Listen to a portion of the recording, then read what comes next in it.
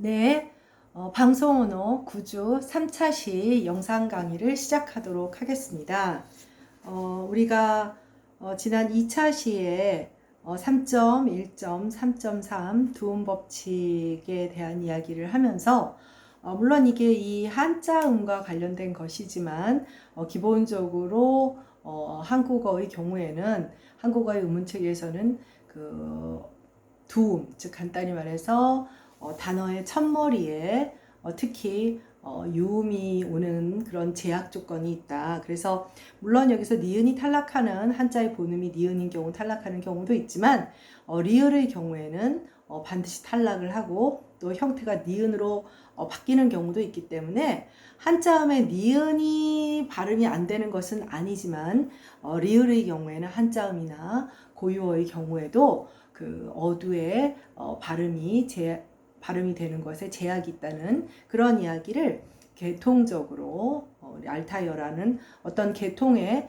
특성과 관련하여 살펴봤어요. 그 얘기를 하다 보니까 이제 두음 법칙의 구체적인 그런 그 사항은 살피지 못했는데 이번 차시에는 두음 법칙과 관련된 10항, 11항, 12항을 좀 꼼꼼하게 살펴보도록 하겠습니다. 실제로 지금 우리 교재에 148페이지에서부터 150페이지에 이렇게까지 3개의 항과 그리고 다만항과 또 부침항에 이르기까지 굉장히 상세하고 다양한 예들이 이제 소개되어 있는데, 간단히 말하면 이게 거의 이제 우리가 여러 가지 암기를 하거나 외워야 하는 그런 부담이 있는 그런 규정이라고 할 수가 있습니다. 특히 이제 이거는 그 발음을 반영하는 것이기 때문에 전형적인 표음주의의 그런 어떤 원칙을 잘 보여주는 예라고 할 수가 있어요. 그래서 뭐 정말 여러분들이 실제적으로 쓸모가 있는 것이기 때문에 좀 꼼꼼히 살펴보도록 하겠습니다. 교재가 아니라 강의 자료입니다. 강의 자료 7쪽, 강의 자료 7쪽에 그 블락에 들어있는 제 10항을 함께 살펴보도록 하죠. 자, 한자음, 뇨, 뉴, 니가 단어의 첫머리, 즉 어도에 올 때 두음 법칙에 따라 니은이 탈락해서 여, 요, 유, 이로 이제 적게 된다. 네, 그래서 기억을 취하고 니은을 버리게 된다. 사실 이 두음 법칙이 제 10항의 경우에는 북한 같은 경우는 이제 이 10항을 지키고 있지 않죠. 그래서 니은의 형태를 선택하고 있습니다. 그러니까 이 니은의 경우는 특히 물론 리을의 경우도 북한의 경우에는 이씨라 안 하고 리씨 노동시문 안 하고 노동시문 이렇게 쓰기도 하고 있어요. 그러나 기본적으로 리을이 어두에 오지 못하는 것은 약간 어떤 한국어 가지고 있는 어떤 그러니까 음절 구조상의 제약과 관련이 있다면 니은의 경우에는 좀 실제 발음이 불가능한 것은 아니죠. 어쨌건 그래서 여자, 연세, 요소, 유대, 이토, 익명과 같은 이제 어두에 올 적에, 그러나 반면에 이제 여러분들 알다시피 비어두 위치 단어의 첫머리가 아닐 경우에는 그 원래의 본음인 여, 뇨, 뉴, 니가 모두 살아나게 되죠. 그래서 부침 항목에서 이제 그러한 예를 살펴보게 될 겁니다. 부침 1에 보면 단어의 첫머리, 즉 어두 이외의 경우에는 본음대로 적는다 해서 남녀, 당뇨, 결류, 은닉과 같이 본음대로 적게 됩니다. 위에 그 주황색으로 선생님이 표시해둔 다만 항목을 보면 다음과 같은 의존명사의 경우 소위 좀 단위와 관련되는 거죠. 냐라든지 녀와 같은 음을 인정한다. 이 중에 가장 대표적으로 우리가 그 인정하는 것이 이제 년에 해당하는 것이죠. 의존 명사기 때문에 그다음 면량할 때인 양이라든지 이런 것들의 경우에는 본음을 인정하고 있다는 것을 기억을 하고 있으면 됩니다.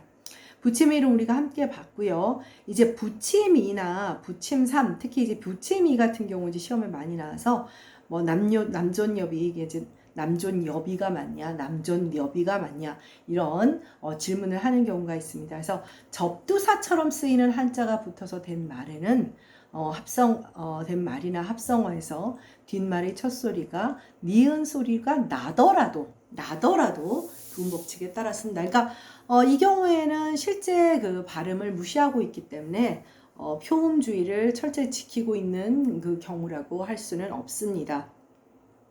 그래서 신여성, 공년불, 남존여비와 같이 발음이 실제로는 니은이 나타나지만 이게 솔직히 이제 그 뒤에 여성, 연불 또 그리고 남존여비 같은 사자성어의 경우에는 글자 한자 한자를 개별적인 일종의 단어처럼 보기 때문에 말하자면 여성이나 연불이나 여가 하나의 단어처럼 파악을 한 거예요. 그런 원칙을 가지고 접근을 했기 때문에 이렇게 니은이 표기로 반영되지 않는 그런 경우들이라고 할 수가 있습니다.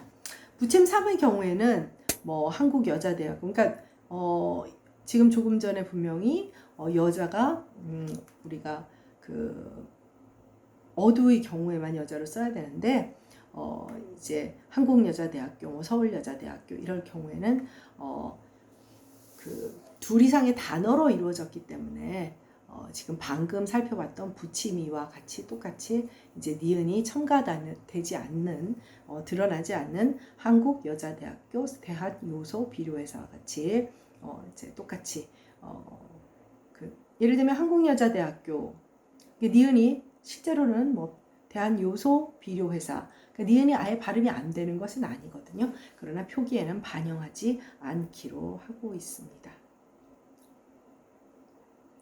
그 다음에 제11항입니다. 제11항. 제11항의 경우에는 한자음 이제 리을을 원래 리을이 본음인 경우라고 할 수가 있죠. 그러니까 랴, 려, 리에, 료, 류, 리가 단어의 첫머리에 올 땐 두음 법칙에 따라 야, 여, 예, 요, 유, 이로 적는다 해서 양심, 역사, 예의, 용공, 유행, 이발과 같이 근데 이제 이 경우 이제 역시 북한 같은 경우는 리을을 살려서 표기를 하고 있습니다. 주황색에도 똑같습니다. 그 방금 시판과 똑같이 다만 항에서는 의존 명사는 본음대로 적는다. 몇 리냐. 물론 실제 발음은 몇 리냐라고 말을 하죠. 몇 리냐 이렇게 하지 않지만 표기를 하는 것이 지금 우리는 구어화법이 아니라 문어화법에 대해서 공부를 하고 있는 것이니까요. 몇 리냐. 그럴 리가 없다와 같이 본음대로 표기해 줍니다. 부침 2항에서 보면 역시 시판과 동일하게 단어의 첫머리가 아닌 즉 비어두 위치에서는 본음대로 적는다. 계량한복 그럴 때 계량. 참 저 사람 선량하다. 선량. 수력발전소 수력. 협력, 사례, 훈례, 와룡, 쌍용 그 다음에 하류, 급류, 도리, 진리와 같이 비어두 위치에서는 본음대로 적는다. 자, 다만항을 보겠습니다. 이제 이 다만항이 지금 강의 자료 7쪽부터 다음 페이지 8쪽까지 이어지는 예들인데 이 다만항의 경우가 좀 이제 여러분들이 많이 틀리고 일반인들도 좀 헷갈려하는 그런 부분이에요. 특히 이제 렬률이라고 하는 지금 그 나열 그 다음에 분열 요런 렬률의 한자음을 가지고 있는 렬과 률이라고 하는 본음 한자음을 가지고 있는 경우에는 열률로 적는데 그 경우는 선행하는 음절이 모음으로 끝나거나 니은 받침. 그러니까 나머지의 경우에는 나머지 니은을 제외한 나머지 자음 뒤에서는 이제 렬과 률로 적어야 되겠죠. 법률은 어떻게 쓰겠어요? 당연히 모음도 아니고 니은 받침이 아니니까 법률로 써야 되는 것이죠. 법률로 써야 되는 거죠. 그러니까 요거는 이제 좀 잘 기억을 이렇게 볼 때는 아는데 또 막 단어 좀 뭐랄까요? 또 개별 단어를 보게 되면 헷갈리기도 합니다. 그러니까 나열 이런 거는 헷갈릴 일이 없어요. 모음 지금 이제 모음 다음에 나열 치열, 비열, 규율, 비율. 이거는 뭐 안 틀려요. 뭐 여러분이 봐도 헷갈릴 게 없는데 실패율 같은 경우 실패율 이것도 뭐 간혹 이제 예전에 국어장문 필수로 했을 때 교정을 보거나 그러면 이렇게 쓰는 친구도 있지만 모음 뒤에서는 실제 발음이 율로 나기 때문에 율로 나기 때문에 별로 이제 혼란의 경우가 없는데 이제 니은 받침 뒤에서의 발음은 이제 사실 이제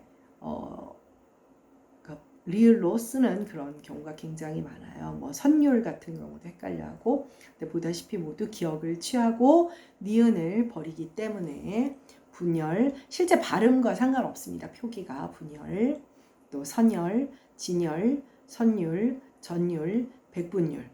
백분율 같은 경우 뭐 선율, 전율, 백분율 굉장히 많이 쓰는 단어죠. 백분율 보고서 같은 데 많이 쓰는 백분율로 쓴다는 거 잊어버리지 마세요. 그러니까 자음 받침은 오로지 니은 받침 뒤에서, 그래 모든 모음 뒤에서는 렬과 률이라고 하는 한자음은 리을이 탈락된 상태로 표기되어야 한다라는 것을 기억을 하고 있으면 됩니다.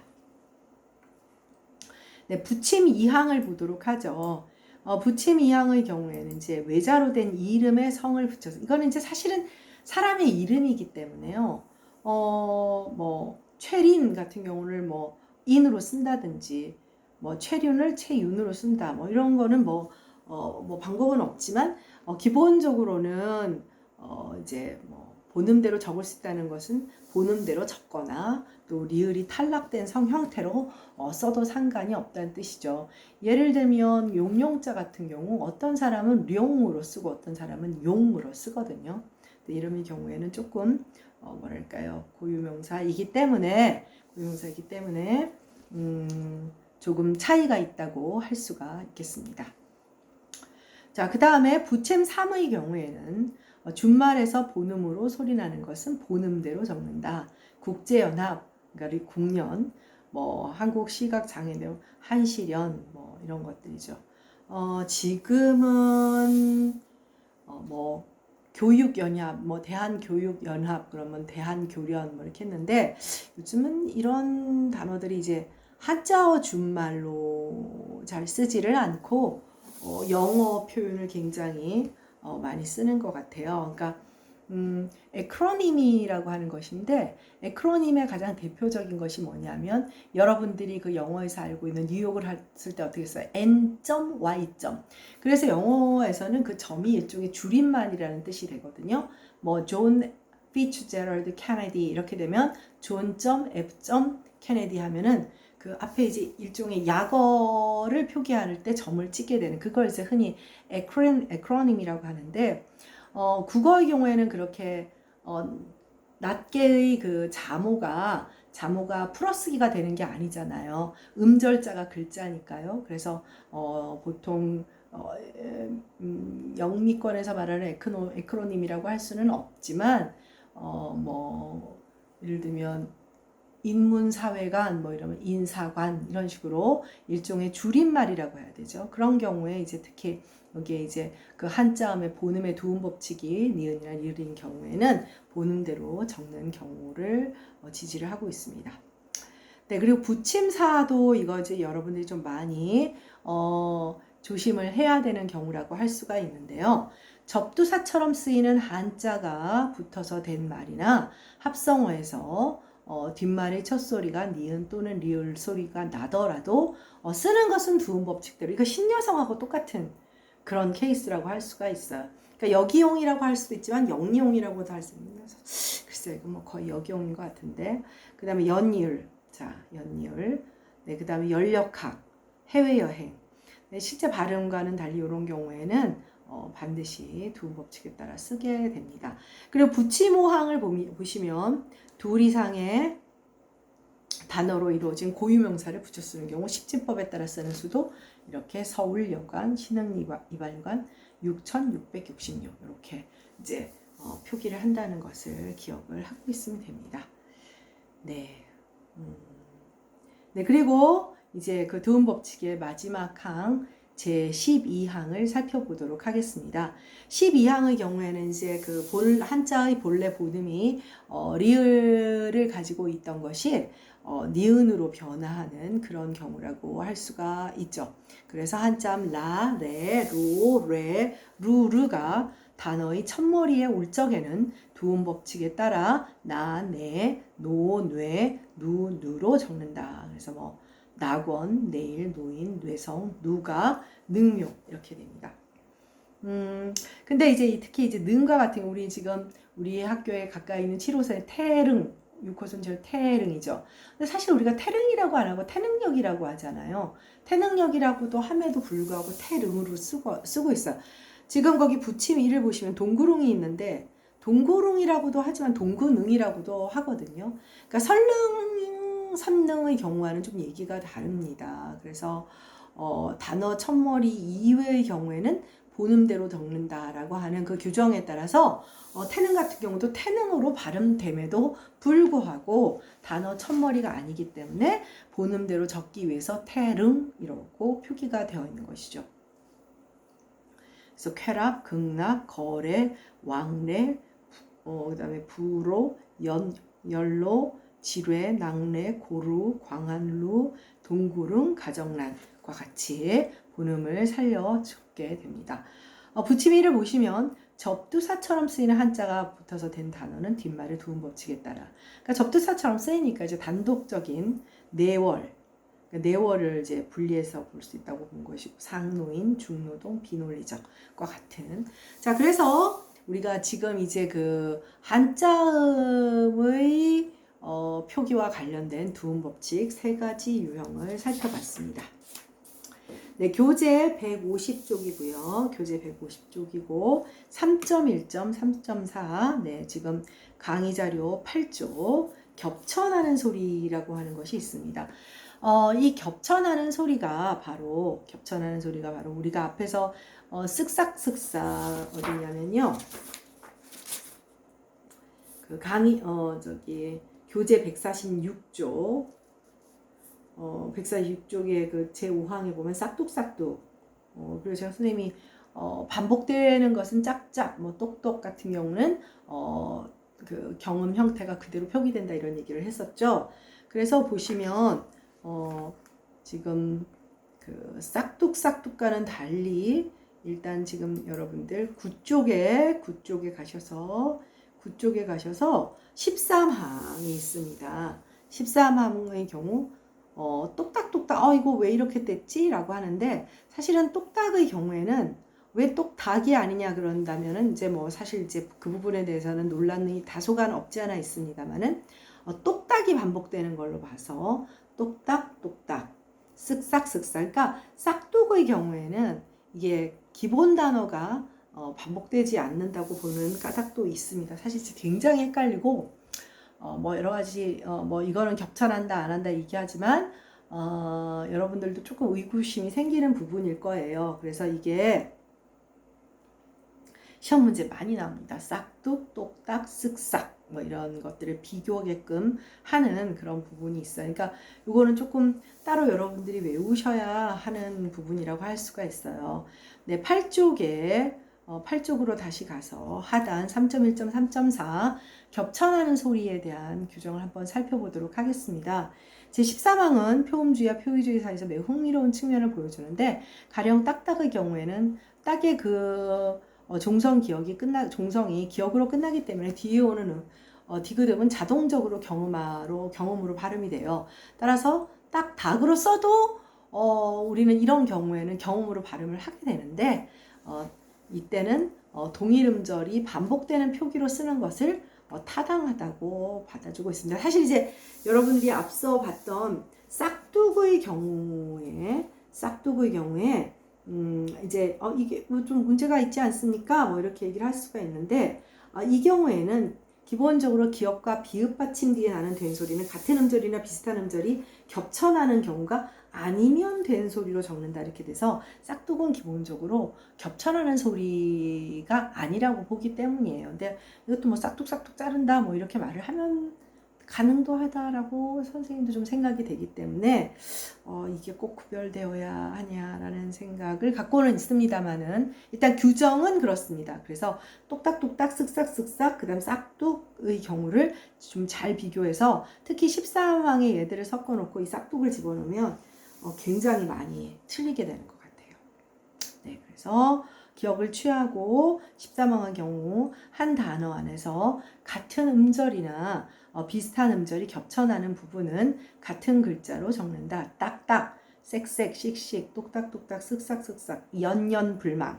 자, 이거는 경음이 아니라 이제 같은 소리 연연 한자가 똑같죠? 네, 연연불망. 유유상종, 유료상종이라고 하지 않죠. 유유상종. 누루이라고 안 하죠. 누누이. 네. 그 다음 꼿꼿하다, 놀놀하다, 눅눅하다, 밋밋하다, 싹싹하다, 쌉쌀하다, 씁쓸하다, 짭짤하다. 네, 이게 시험에 좀 많이 나오는 경우이기 때문에 그냥 볼 때는 다 맞을 것 같지만 뭐 밋밋하다도 막 헷갈려해요. 그래서 첫 음절은 니은으로 써야 되는 게 아닌가. 많이 틀리고 눅눅하다도 첫 음절을 이응으로 써서 틀리는 경우들도 있고요. 놀놀하다 같은 경우는 니은처럼 놀놀하다 쓰는 경우가 있어서 이런 부분들에 대해서 조금 이거는 뭐 외워주는 수밖에 없지 않나 그런 생각이 듭니다. 네, 그 다음은 교재에 151쪽 교재 151쪽부터 그러니까 저희가 지금 이거는 그 152쪽으로 가보면 18항에 같이 구체적으로 가서 불규칙 동사라든지 이렇게 좀 복잡한 얘기들이 이제 나오게 되는데요. 여기에서는 기본적으로 좀 오늘 그 3차시 수업에서는 교재 151, 152쪽에서 제시하고 있는 체험과 조사, 용언과 어미의 그런 표기에서의 기본 원리.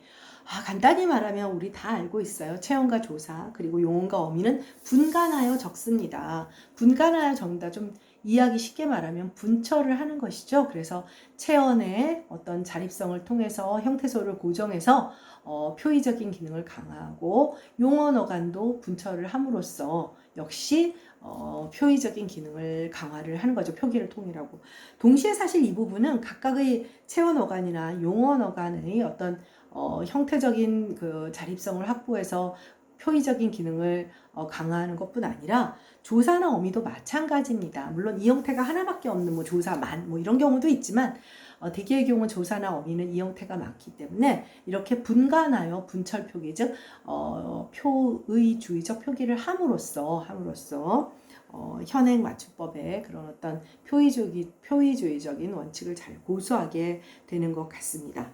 그래서 151쪽 그리고 3.1.4 형태에 관한 것 그리고 강의 자료 9쪽 함께 보시면 이거는 교재를 조금 한번 보도록 하죠. 거기서 151쪽에 3.1.4.1 그 밑에 바로 밑에 단락을 보면 한글 맞춤법의 제14항은 체험과 조사를 구별하여 적는다는 것이고 제15항은 용언의 어간과 어미를 구별하여 적는다라고 하는 뜻입니다. 그러니까 사실 이게 바로 그 표의주의적인 형태 음소적 원리를 가장 잘 보여주는 거예요. 그래서 우리가 지난 7주차 수업에서도 여러분들한테 이야기해줬지만 초등학교 1학년 때 꼬치, 뭐 무둔이 이런 거 손이라는 대로 표음주의의 원칙에 따라서 썼기 때문에 많이 틀리기도 하고 또 그런 부분 지금에 와서는 여러분들한테 이 체험과 조사, 용언과 어미를 분간하여 적는다는 것은 너무나 당연하죠. 그래서 그런 아주 원론적인 이야기들을 14항과 15항에서 지금 제시를 하고 있습니다. 그래서 여러분들이 그 교재를 보면 확인할 수 있고 그 다음에 강의 자료 9쪽에도 지금 14항과 15항을 제시해 놓았습니다. 네, 이제 여기서 한 가지 여러분들이 좀 주의해야 할 것은 뭐냐면 잠깐만 기다려주세요.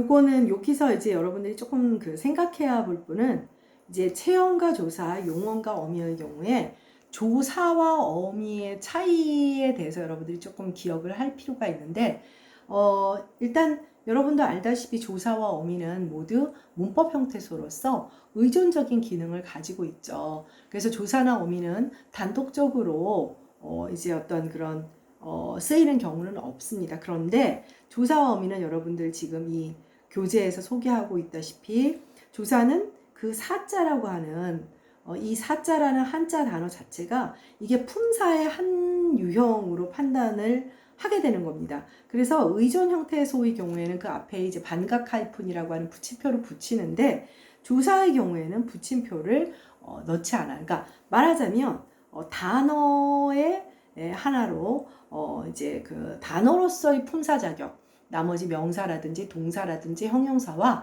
대등한 지위를 주고 있는 거예요. 반면에 어미는 그렇지 않습니다. 선어말 어미나 어말 어미 모두 이들 어미들은 조사와는 말하자면 단어의 범위의 어미는 단어가 아니라는 거예요.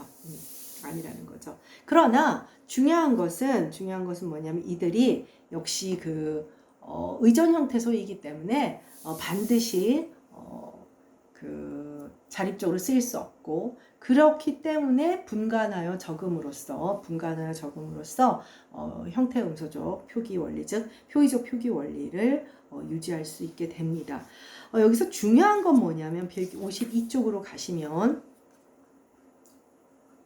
네, 강의 자료는 10쪽에 해당합니다. 강의 자료는 10쪽에 해당하는데, 여기서 이제 중요한 것은 152쪽에 얘기를 여러분들이 하나 참고로 하셔야 할 것은, 아마 지금 14항, 15항 보면 너무 단순하죠. 너무 단순하고 이미 사실 표기로서는 여러분들이 아주 그냥 그 체화되어 있는 그런 경우라고 할 수 있는데, 우리 여러분들이 보아야 할 부분은 152페이지에 붙임 1의 부분입니다. 그래서 오히려 이 붙임 규정이 소리 나는 대로에 해당하는 부분입니다. 그래서 붙임 규정을 보시면 두 개의 용언이 어울려 한 개의 용언이 될 적에 앞말이 본뜻이 유지되고 있는 것은 그 원형을 밝혀 적고, 그 본뜻에 멀어진 것은 밝혀 적지 않는다. 그래서 형태에 관한 것에 대한 설명에서 보면 원래의 뜻이 살아있느냐 살아있지 않느냐에 따라서,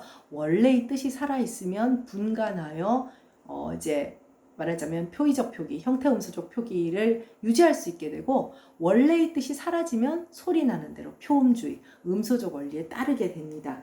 그래서 1번을 보세요. 앞말의 본뜻이 유지되고 있는 넘어지다, 늘어나다, 늘어지다, 돌아가다, 되짚어가다, 들어가다, 떨어지다, 벌어지다, 엎어지다, 접어들다, 그 다음에 틀어지다, 흩어지다는 넘다, 늘다, 흩다, 이런 기본적인 이 말하자면 그 동사가 가지고 있었던, 용언 어간이 가지고 있었던 원래의 원형적인 의미가 살아있어요. 그렇기 때문에 형태 음소적 표기, 어간의 형태를 고정한, 살려놓은, 분간한 표기를 한 반면, 두 번째, 본뜻에서 멀어진 것, 드러나다, 사라지다, 쓰러지다는 들어나다라고 하거나 살아지다나 쓸어지다라고 했을 때 들, 살, 쓸이라고 하는 어간의 의미가 남아있지 않죠. 그렇기 때문에 이런 경우에는 본뜻에서 멀어졌기 때문에 표음주에 따라서 음소적 표기원리 소리 나는 대로 그대로 사용하게 됩니다. 그래서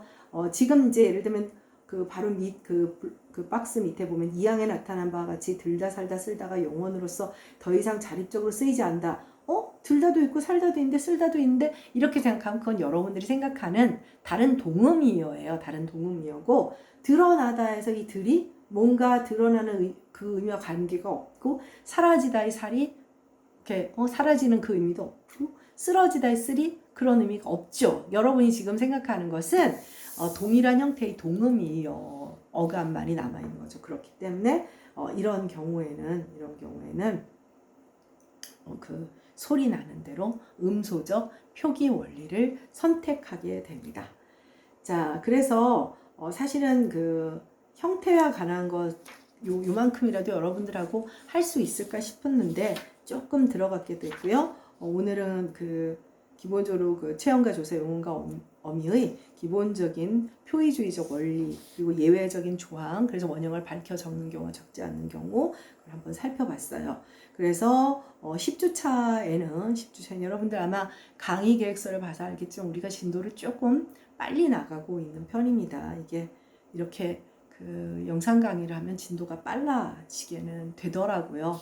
그래서 다음 그 10주차에는 제 18항부터 이제 여기는 불규칙 동사도 나오고 그래서 여러분들 또 이제 암기와 관련되는 좀 형태와 관한 것이 조금 복잡한 얘기들이 좀 나오게 됩니다. 그래서 10주차에는 18항부터 살펴보는 것으로 하겠습니다. 네. 9주차 우리 그 영상 강의는 여기서 마치도록 하고요. 다음 주 10주차 수업에서 만나도록 하겠습니다. 수고했습니다.